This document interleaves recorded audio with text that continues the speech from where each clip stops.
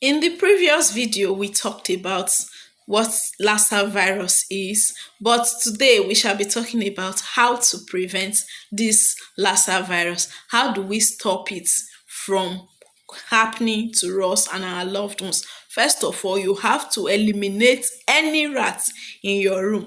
Many people avoid using rat poison because if the rat dies, it will make the room smell.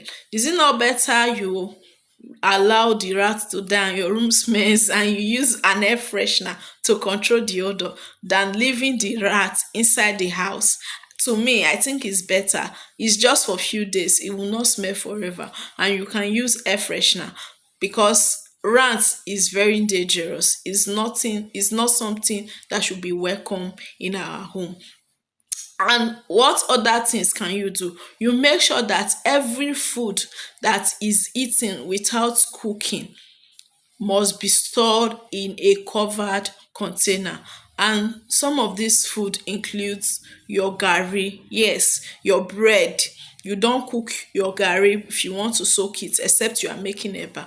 You don't rebake your bread before you eat it, and so many other things. So you make sure you store them in airtight container or a container with cover. And you can also store your bread in a fridge if you have one. And what other ways can we prevent this from happening? Yes, we'll be emphasizing hand washing is very important. When you go to the market or you go out and you come back to your house, you need to wash your hands. That should be the first thing you should do. That is one of the ways you can also prevent this. What is another way you can? Let's avoid bush burning because all these rats are in the bush, most of them. And when we burn the bush, what do? They look for other places to hide out, and our rooms, our apartments becomes their safest zone to go to because their original home has been destroyed.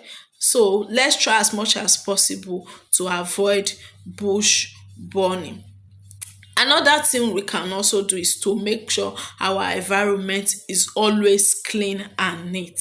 Keep your environment clean and neat, and make sure all the waste are properly disposed. Don't leave your waste flying about. Make sure they are properly disposed. You can get a container with cover so that you store your waste. When the waste disposal people comes, they can take it, or whatsoever way you trash your dirt. When it's time, you can go and trash it, but just don't just leave it flying about in your apartment or in your compound. These are some of the ways through which you can prevent this lassa fever from happening. You can call the number on the screen if you suspect or see anyone that you think might be having lassa fever. Thank you for watching. See you again in my next video. Bye.